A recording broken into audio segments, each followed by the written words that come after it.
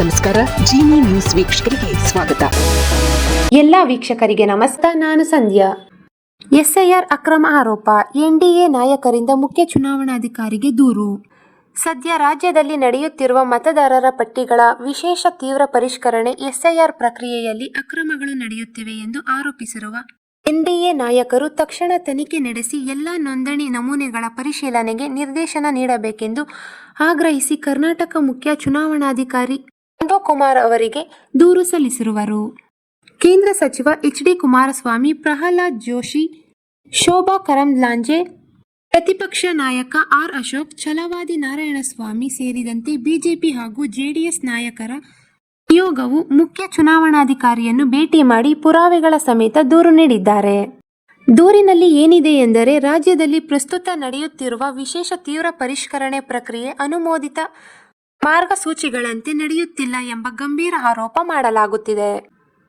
ಈ ಪ್ರಕ್ರಿಯೆ ನಡೆಸಬೇಕಾದ ಅಧಿಕಾರಿಗಳು ನಿಯಮಗಳನ್ನು ಪಾಲಿಸದೆ ಪ್ರಜಾಪ್ರಭುತ್ವದ ಆಶಯವನ್ನೇ ಹಾಳು ಮಾಡುತ್ತಿದ್ದಾರೆ ಎಂದು ಎನ್ಡಿಎ ನಾಯಕರು ಕಳವಳ ವ್ಯಕ್ತಪಡಿಸಿದ್ದಾರೆ.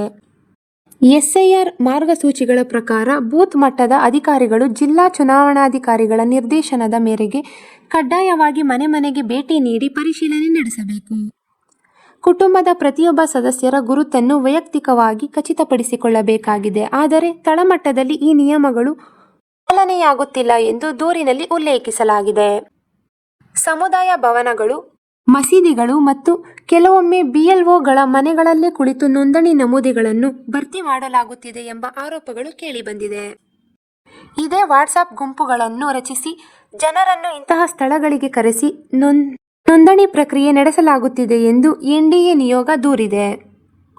ಚುನಾವಣಾ ಪ್ರಕ್ರಿಯೆಯ ತಟಸ್ಥತೆ ಹಾಗೂ ಜಾತ್ಯತೀತ ಸ್ವರೂಪದ ಬಗ್ಗೆ ಗಂಭೀರ ಅನುಮಾನ ಹುಟ್ಟಿಸುತ್ತದೆ ಎಂದು ನಾಯಕರು ತಿಳಿಸಿದ್ದಾರೆ.